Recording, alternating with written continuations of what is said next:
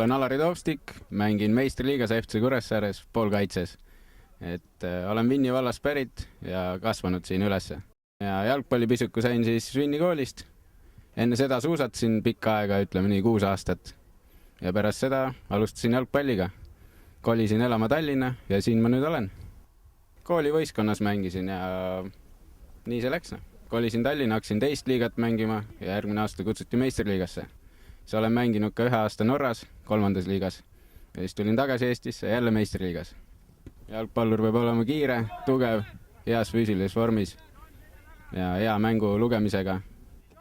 Hea mängu lugemine tähendab seda, et mängija näeb väga hästi platsi, suudab mõelda konkreetselt, anda söötu õigele mängijale, teha õigeid otsuseid õigel ajal. Ja kõik tuleb muidugi raske tööga. Seda võib loomulikult nimetada jalgpallitalendiks. See tuleb loomulikult raske tööga. Nagu me teame, trenni on vaja palju teha iga päev, mõnikord ka rohkem, 2 korda päevas.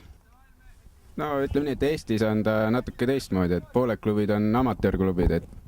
Minu treeningupäev on täitsa tavaline, sellepärast et Eestis on pooled klubid amatöörklubid ja tuleb ka tööl käia. Õhtuti on trenn, hommikul jälle tööle ja nii see päevaelu käib. Nädallõppudel on mängud ja jalgpall pakub mulle palju, see on ala, mida ma armastan. Tuleb vigastusi ette mõnikord tuleb peavalu, aga nii see on, ma armastan seda ala.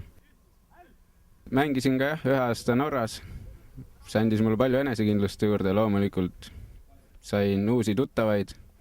Eks näis, võib-olla kunagi lähen tagasi. Väikestele lastele soovitan siis, et alustage trenni varakult, ütleme nii 4-5 aastaselt juba. Ja treenige, küll see lõpuks tuleb. Tuleb nii armastus jalgpalli vastu kui kõige vastu. Et olen välismaal mänginud ja Eestis mänginud, aga olen juba piisavalt vana, et arvan, et enam ei jõua kuhugil, et meistriliiga on see, kus ma mängin ja lõpetan enda karjääri mõne aasta pärast. Jah, ma arvan, et treeneriks sobin väga hästi. Eks ole näha, mis tulevik toob. Eestist võib saada jalgpalliriik, aga see võtab väga kaua aega. Ütleme nii, et lähima 10 aasta jooksul seda ei juhtu. Eestist jalgpalliriik saaks, ma ei teagi, promama seda värki kõik jalgpalli, rohkem esile tooma, uusi mängijaid Eestisse palkama. Aga Eestis on jalgpall nii noor, et sinna jõudmine võtab väga kaua aega.